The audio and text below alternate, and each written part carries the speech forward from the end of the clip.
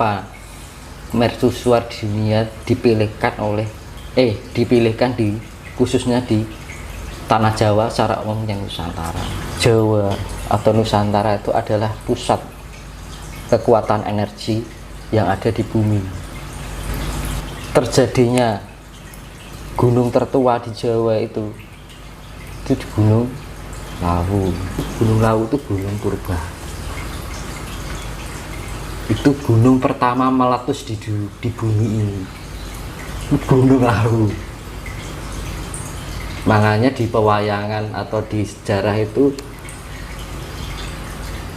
Batara Siwa, Dewa Siwa, Batara Guru itu pertama menginjak di bumi itu di Pulau Jawa yang di Gunung Lawu. Artinya apa?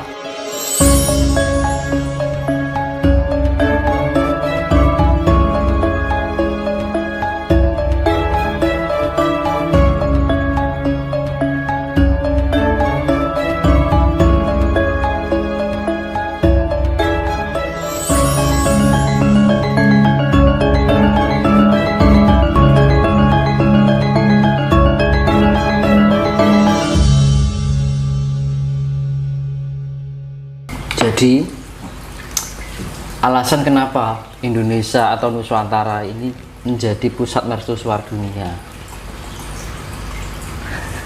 Apa alasannya, Mas? Indikasinya apa?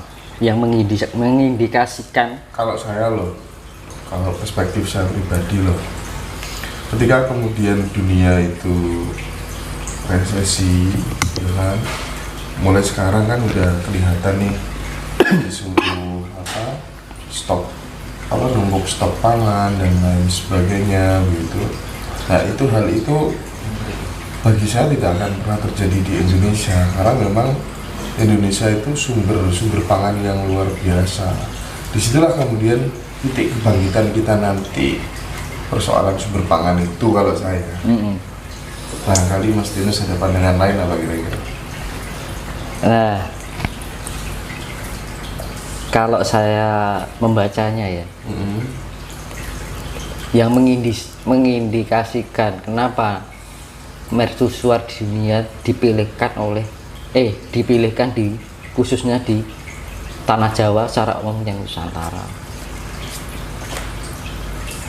Kan semuanya itu ono sebabnya, nggak mungkin toh.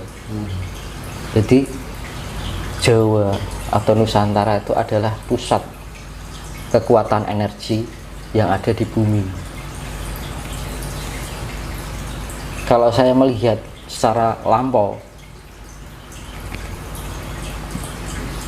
terjadinya gunung tertua di Jawa itu di Gunung Lawu. Jadi kalau ada Gunung Lawu itu adalah kejatuhan pemindahan gunung Himalaya menjadi Semeru. Kalau menurut saya enggak, dengan apa yang saya lihat karena indikasinya gini. Jadi kita kalau bermain imajinasi dan bermain karena gini, kalau kesalahan selalu diyakini terus menerus akhirnya menjadi suatu kebenaran gitu loh. Akhirnya kita terjerumus pada ketidakbenaran itu juga. Nah, kenapa saya mengatakan Gunung Lawu? Lah, ciri-ciri gunung usianya tua itu apa? Dan gunung yang muda itu bagaimana? Kan gitu. Gunung tua itu indikasinya dia pasti akan membatu.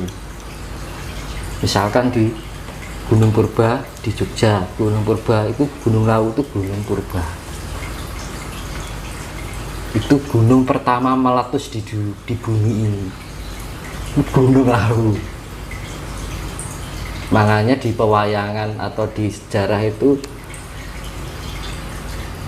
Batara Siwa, Dewa Siwa, Batara Guru itu pertama menginjak di bumi itu di Pulau Jawa yang di Gunung Lawu. Artinya apa? Kan Siwa kan manifestasi dari magma. Pertama meletus itu loh, Mas. Iya. Nah, kenapa gunung itu terjadi membentuk seperti gunung? Karena apa?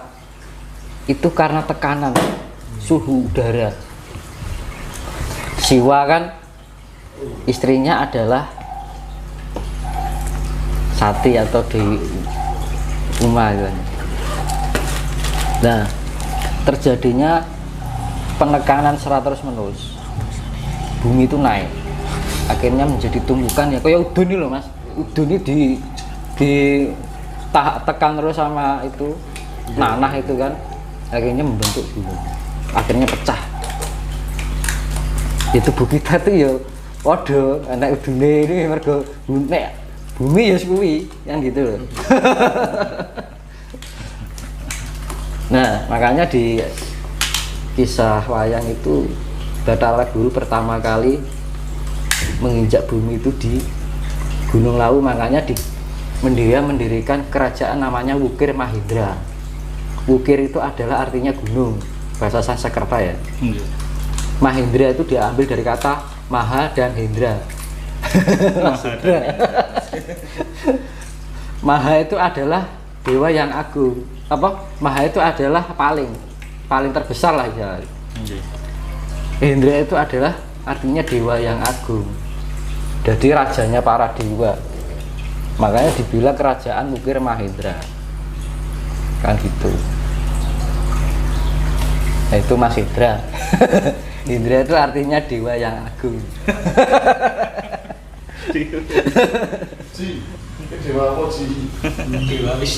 Nah, ciri-ciri gunung yang purba itu banyak bebatuan, terdapat banyak bebatuan yang keras. Jadi pengerasan tanah yang membatu dan vulkanis yang membatu. Dan di situ banyak kandungan emasnya juga.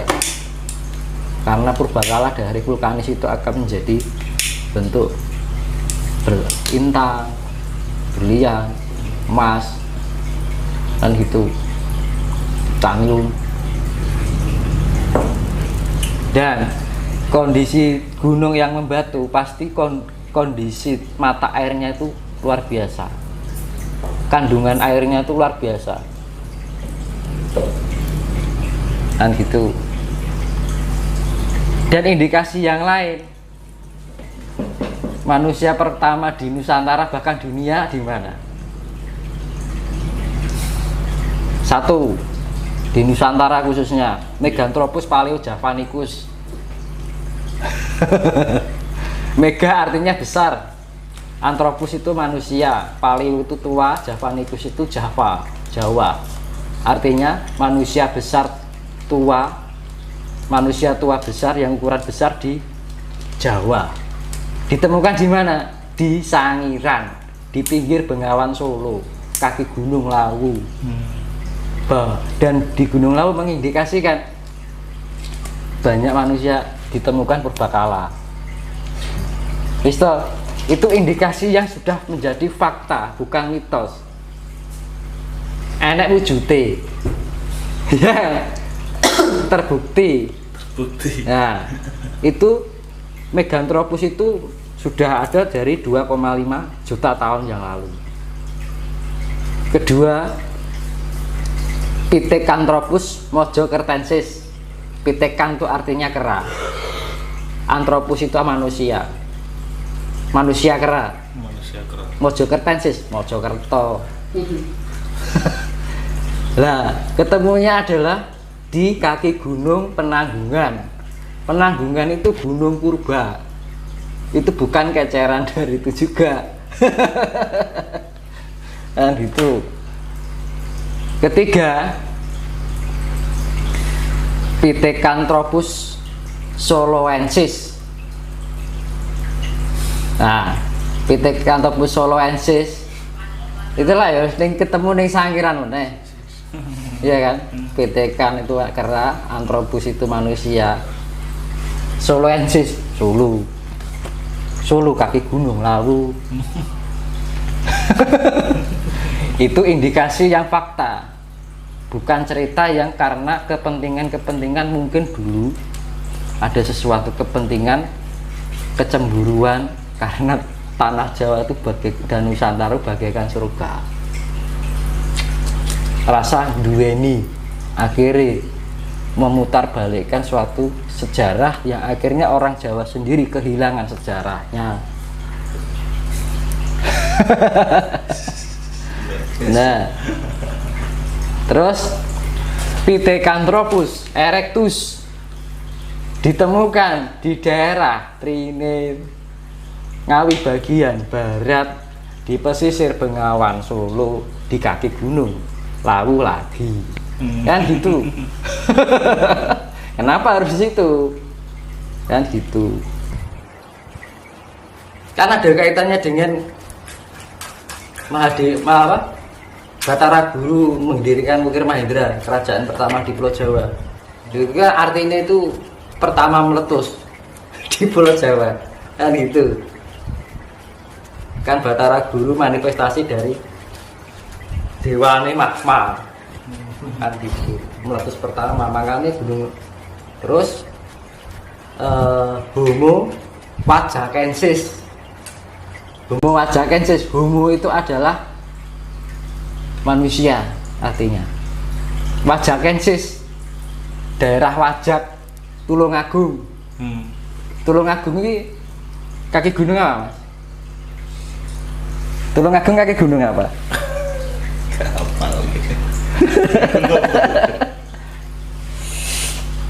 Wilis. Gunung Wilis. Wilis sih. Heeh. Gunung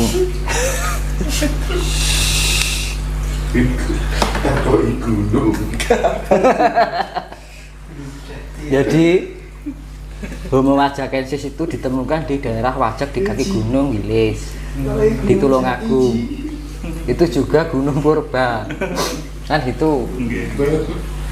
Kedua, Homo floresiensis ditemukan di Nusa Tenggara Barat. Iya toh, Mas. Nah dulu kan Jawa sampai NTT, Bali itu kan satu daratan. Iya toh. Satu daratan dulu. Belum terpecah-pecah. Jadi nek misalkan Gunung Himalaya ini dilempar ke Jawa biar Jawa itu tidak guling. Kamu kok di band iki dadi sak darat. Guling piye? Logikanya wong zaman dulu Pulau Jawa itu belum terpisah kok. Sama Kalimantan wae gandeng kok. Tidak hidup menyendiri loh. Mulanya tidak hidup menyendiri. Kok dibilang guling itu guling dari mana? Nah, zaman dulu itu Pulau Jawa sampai NTB sampai Lombok, Bali, Sumatera itu gandeng. Logikanya emang kalau Pulau Jawa guling berarti terpisah dari daratan lain. Iya, kan gitu loh. Terus yang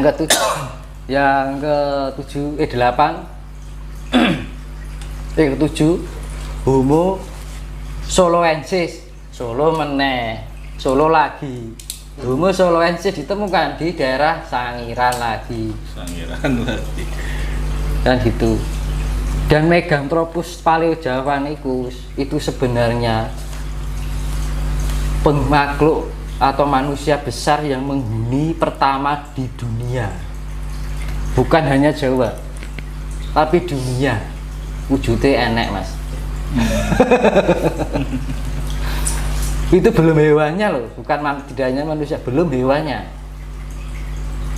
Karena hewan sama manusia lebih duluan hewan. Dulu ukurannya besar-besar. Kalau India itu sudah pencampuran ras Jawa dengan ras Afrika. Jadi ras Afrika itu, jadi Afrika ada imigrasi zaman dulu kan berpindah-pindah tempat kalau zaman purba itu tadi. Karena dulu satu daratan. Dari ras Jawa ketemu dengan ras Afrika. Jadi India. Jadi India harus Jawa ki sik Jawa, Mas. Jadi orang wong Jawa turunan wong India iki diwale. Emang India ditemukan fosil. Itu imigrasi. Makanya kan India ini kayak rupa-rupa Afrika karo Asia. Ayo ada. Ras Jawa itu Asia Tenggara.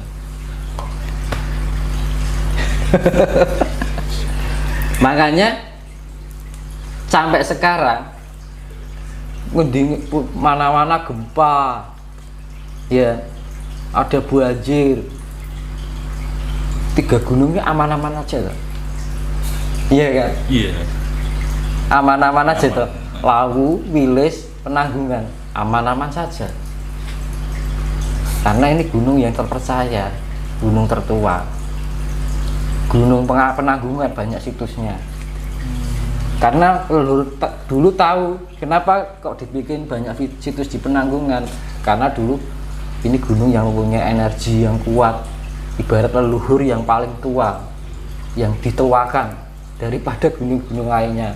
Gunung Lawu juga, Gunung Wilis ya baik-baik aja. Iya kan? Iya. Karena kondisinya sudah tua, itu sudah tidak sudah agresif, tidak keaktifannya itu tidak begitu aktif kan gitu loh. Makanya untuk mengindikasikan gunung yang masih muda itu masih melakukan aktivitas seperti mengeluarkan magma kan gitu. Mengeluarkan magma itu mengidentifikasi dalam gunung itu masih muda. Masih muda. Kalau yang sudah tua dia sudah menjadi purbakala membatu. Di Gunung Lawu masih ada kawahnya tapi nggak sekecil banget. Tapi kondisinya kalau gunung purba rata-rata kandungan airnya lebih banyak. Kembali 3 gunung tadi ya. Oke. Gunung Lawu, Gunung Wilis, Gunung Penanggungan. Makanya 3 gunung itu sakral dan sampai sekarang itu gunung itu baik-baik saja. Kan gitu. Kan di mana-mana guncangan 3 gunung itu aman-aman saja ya. Jadi itu nanti saya ngasih saran nih. Saran itu mau dipercaya atau enggak itu silahkan. Itu saran dari saya. Oke. Suatu kejadian nanti Gimana? kalau ada bencana guru-guru besar alam yang tidak jauh dari Lawu, Penanggungan dan Wilis itu banyak selamatnya. Banyak Mas? Selamatnya. Banyak yang selamat. Tidak jauh-jauh dari Gunung Lawu, Gunung Wilis, Gunung Penanggungan. Kan gitu. Itu saran saya loh. Percaya silahkan, enggak juga silahkan, saya hanya ngasih saran. Gitu. Panoraman. Nah itu makanya orang-orang di sekeliling Lawu, Wilis itu pribadinya baik-baik orangnya. Betul. Iya kan? Penanggungan banyak kan orang-orangnya budayanya masih kuat. Iya betul. Hindunya juga masih ada, Buddha Hindunya masih ada, Hindunya masih ada. Ada istiadatnya terjaga. Kampung Hindu pun ada. Di Wilis ada, Penanggungan ada, Lawu ada. Yang gitu. Sama Bromo Tengger. Tapi kalau kondisi alam yaitu tadi paling aman, terutama di bagian utaranya. Gitu loh. Utara gunungnya Para gunung. paling utama. Kalau saran saya seperti itu. Karena di daerah-daerah itu akan banyak selamatnya.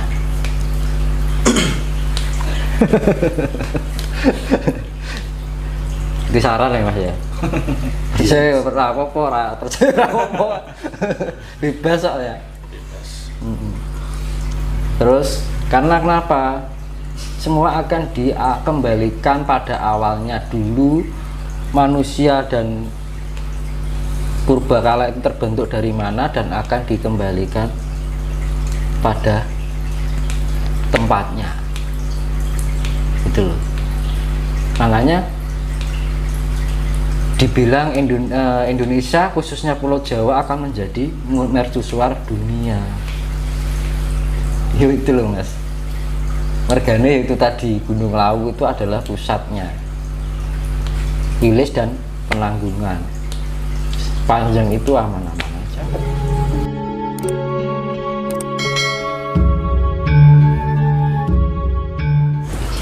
Jadi ya percaya nggak percaya sih kembali pada diri masing-masing ya. Kalau secara ilmiah saya jelaskan, Adam Hawa itu bukan manusia, tapi perwujudan partikel alam yang sangat kecil sekali. Kalau manusia pertama tadi ya manusia purba itu tadi, karena ada pergantian peradaban siklus terjadi penyempurnaan fisik terus menerus itu sampai pada akhirnya di zaman kala Bendui, darani kala Bendui, terjadi kerusakan moral. Jadi komponen ion negatifnya terlalu banyak, akhirnya timbul yang diarani sifat iblis. Akhirnya diatakan Dajjal itu sifat iblis yang mendunia, sifat negatif yang terlalu mendunia, menguasai dunia, hampir didominasi oleh sifat negatif, yang positif hanya sekian. Itu akan dimurnikan kembali, reinstall. Kalau sudah di reinstall, di upgrade. Dulu sudah pernah kejadian ini, di reinstall ulang lagi, dibersihkan dulu, ditinggalkan aplikasi-aplikasi yang bawaan, misalkan HP bawaan aplikasi tuh, dan itu akan di upgrade untuk sistem yang lebih modern lah istilahnya kan gitu. Makanya suatu ketika nanti ada perubahan ini kan pembalikan gini Adi, yang awalnya itu yang non material diginikan, itu akan perputaran bumi itu ke arah timur. Jadi bumi, misalkan ini bumi, kita ke arah timur nih berputarnya. Ini matahari, otomatis matahari terbit dari timur toh. Lah ketika kutub selatan dan kutub utara ini dibalik, misalkan jenengan punya rumah madepe ngetan, toh, karena kutub ini dibalik, tapi perputaran masih ke arah timur. Jadi jenengan amai madep kulon toh dadian, madep ke barat toh. Lah madep ke barat itu tapi perputaran masih ke timur, seakan-akan matahari terbit dari barat, padahal masih tetap dari timur benarnya. Nah itu ya sering dikatakan yang tanda-tanda akan terbit matahari dari barat itu, yaitu itu juga bisa diilmiahkan Mas. Semua itu bisa diilmiahkan. Nah, lah dari pembalikan kutub ini terjadi peningkatan yang secara elektromagnetika itu mempengaruhi otak, atau karena di-upgrade itu tadi di-upgrade akhirnya ada peningkatan kemanfaatan diri, potensial diri. Akhirnya besok itu tidak hanya supranatural tapi supernatural. Orang itu sudah tidak memahami sosok perwujudan, kan perwujudan bagian imajinasi. Kekuatan imajinasi itu bisa mewujudkan sesuatu yang partikel itu bisa menjadikan berdasar imajinasi pikiran dan memori otak. Jadi bisa terwujud bentuk. Nah akhirnya dari pembalikan ini, karena berputarnya gini, misalkan ini kutub magnet gitu ya, pembalikan akhirnya orang yang maunya awalnya di sini yang memahami lebih dominan ke non material, dibalik ke sini non materialnya dapat, itunya juga dapat, akhirnya terupgrade elemennya. Jadi upgrade all elemen alam semesta dan gitu.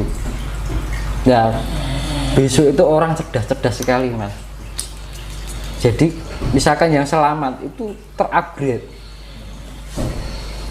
Ini aja sudah terjadi kok, belum dibalik aja sudah banyak terjadi orang yang mata batinnya terbuka sejak tahun 2020-2021. Bisa memahami partikel semesta itu tadi, orang akan pintar mencerdaskan diri, mengerti caranya penyempurnaan diri, potensial yang ada dalam diri dari setiap partikel dan cahaya dan aura cahaya itu tadi. Dengan mudah di zaman orang-orang dahulu itu dengan mudah dia ingin menyempurnakan partikel-partikel dalam bagian tubuh, semua bagian tubuh manusia itu di zaman itu.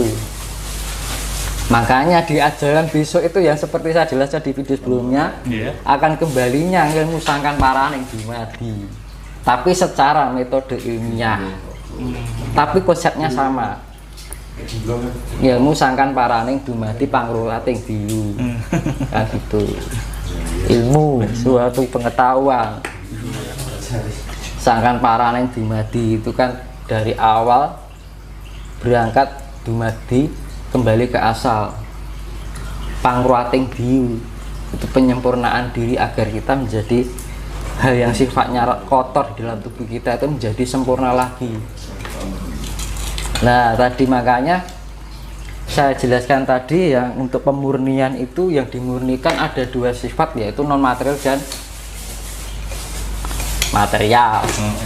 Non material tugasnya Isa Al-Masih itu tadi, kalau diwayang wisanggeni kan gitu, wisanggeni kitisane sang yang menang. Isa Al-Masih dibilang kalau Nasrani putra Allah kan ngono. Lihat dengan cara kasih.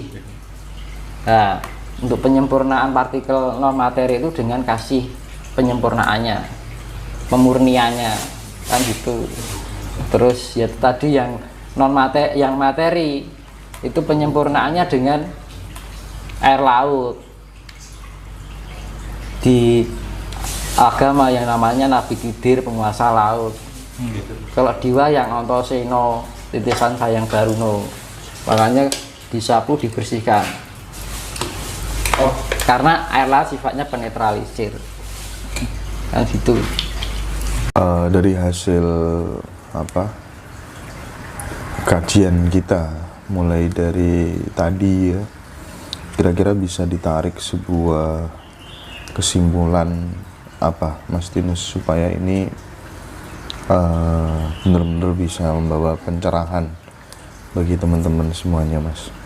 Jadi dari sekian saya ceritakan dari pertama sampai sekarang ini tadi, jadi proses awal pembentukan materi elemen semesta yang sifatnya makrokosmos dan mikrokosmos. Kalau makrokosmos itu kayak, kalau secara makrokosmos itu atau secara di dalam silsilah alam itu ya, setelah Nabi Sid itu terjadi pembentukan dua materi, dua partikel, yaitu non material dan material. Sang Yang Anwar atau Sang Yang Anwas itu. Jadi yang dinamakan Sid itu atom. Atom yang kalau di teori Big Bang itu ledakan yang berbentuk cahaya itu ya, cahaya itu yang dinamakan Sang Yang Anwar. Dan pencahayaan itu menimbulkan pecahnya materi, terbentuknya planet-planet, bintang, meteor, kan itu materi. Awalnya seperti itu.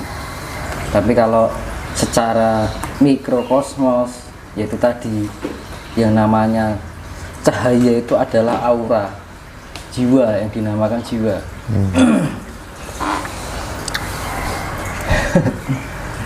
Jadi setelah itu ada perbentukan ion kan gitu. Setelah saya pembentukan ion itu yang sifatnya non materi. Kalau yang secara materinya itu adalah darah, roh itu, Mas. Ya.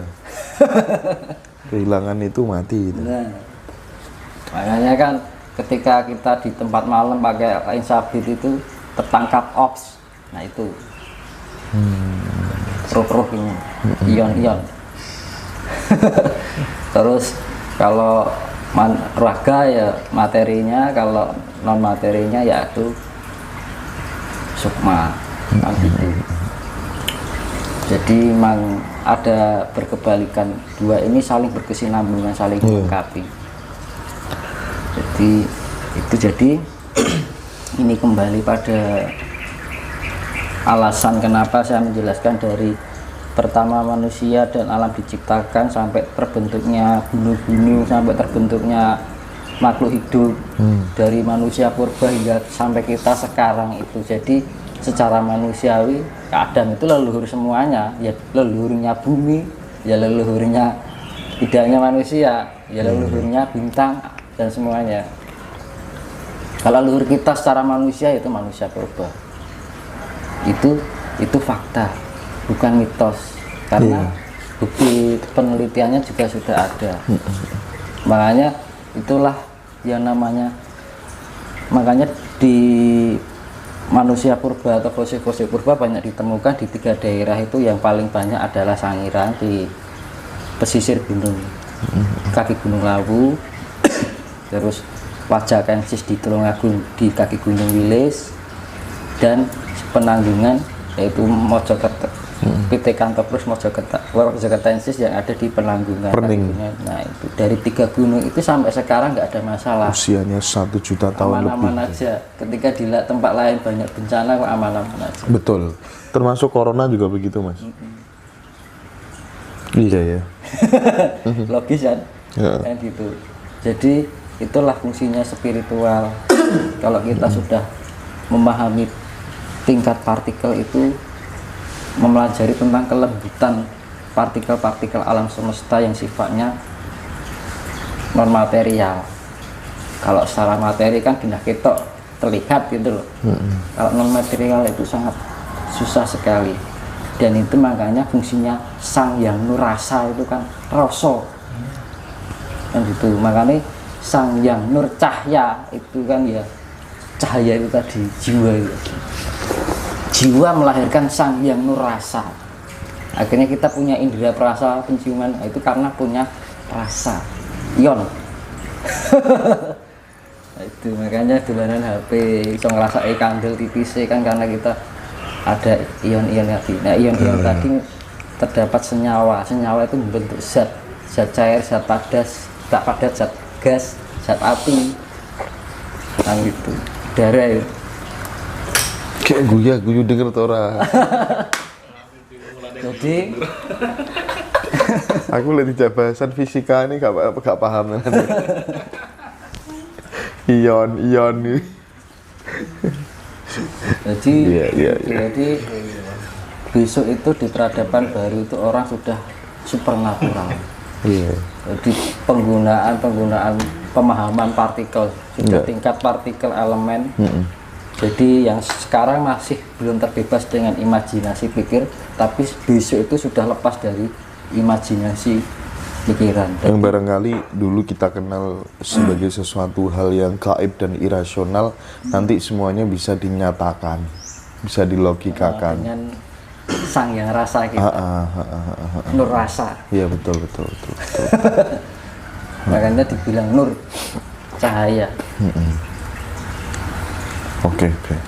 Nah itu makanya dengan semua penjelasan ini dari saya kembalikan, kita harus mempunyai, jangan lepas dari otak dan hati kita tentang kasih sayang. Ya, itu Mas. yang menyelamatkan kita. Betul. Itu Asal punya secara non materi itu adalah kasih sayang. Tapi secara materi itu antara proton dan neutron itu harus kondisi kapasitasnya sama 50% antara nafsu dan ego itu harus 50% dan akhirnya dari 50% dan 50% ini antara proton dan neutron sama muatannya sama, kekuatan muatannya yang tarik menarik, akhirnya timbul kekuatan neutron. Neutron itu sifatnya netral itu damai murni. Jadi ada keseimbangan. Makanya titik temunya yang tengah. Apapun yang di kelebihan juga nggak baik, kekurangan pun juga nggak baik. Makanya lah fungsinya saya memberi jadi aku memberitahu kejadian gini, tapi juga bertanggung jawab untuk memberikan solusi kan gitu. Jadi tidak meramal tapi nggak ada solusinya kan kasihan kan betul, itu yang betul. mendengarkan. Jadi ibaratnya ya seperti yang saya bilang itu di sana di jalannya liku-liku banyak jalan yang tanjakannya tinggi, nanti kalau ke sana harus Persneling satu aja gitu ya. Entah itu benar atau tidak pakai persneling satu pasti aman. Aman. Gitu. Tapi kalau sudah dibilang itu nggak percaya gitu. Ternyata benar. Ya, jadi mulai sekarang harus menimbulkan rasa welas asih itu. Kita mengampanyekan welas asih, sifat-sifat welas asih itu kepada banyak orang ya Mas ya. Dan yang penting lagi adalah kasih sayang. Jadi orang harus berguna bagi alam. Yang penting hindari sifat adigang, adigung, adiguno. Oke. Makanya itu di dalam Jawa kan juga apa jenenge lebur dening pangastuti itu yang namanya itu Suradira Jayanirat lebur dening pangastuti. Jadi keburukan itu akan hancur dengan sifat asih, sifat kasih. Yang itu sifat baik. Makanya segala kejahatan ini akan hancur dengan kasih itu sendiri. Topas tapis tanpa tilas. Nah, mungkin ini dari sekian ini saya simpulkan bisa bermanfaat buat sedulur-sedulur semuanya. Jadi nanti kalau mendengarkan video ini harus karena semuanya sudah tak urutkan. Berkaitan jadi, ya Mas ya? Iya, dari belakang sampai ke depan itu berkaitan. Jadi nanti tidak terjadi kesalahpahaman. Supaya pemahamannya tidak setengah-setengah, tidak parsial ya. Supaya utuh ya Mas ya. Karena sifatnya saya urutkan dari pertama sampai sekarang. Oke. Jadi nanti semoga aja bermanfaat. Dan semua itu kembali pada pribadi masing-masing, nggak ada unsur paksaan karena segala sesuatunya tergantung pada diri kita sendiri, bukan karena orang lain kan itu. Nah, ada kedamaian. Oke. Kuncinya di situ. Mas Tinus, terima kasih banyak atas pemaparannya ya. 3 jam lebih ya, insya Allah ini akan benar-benar membawa kebermanfaatan untuk sesama ya. Oke, sehat selalu ya Mas Tinus. Ya, sama-sama. Sehat selalu, diberi rahayu selamat.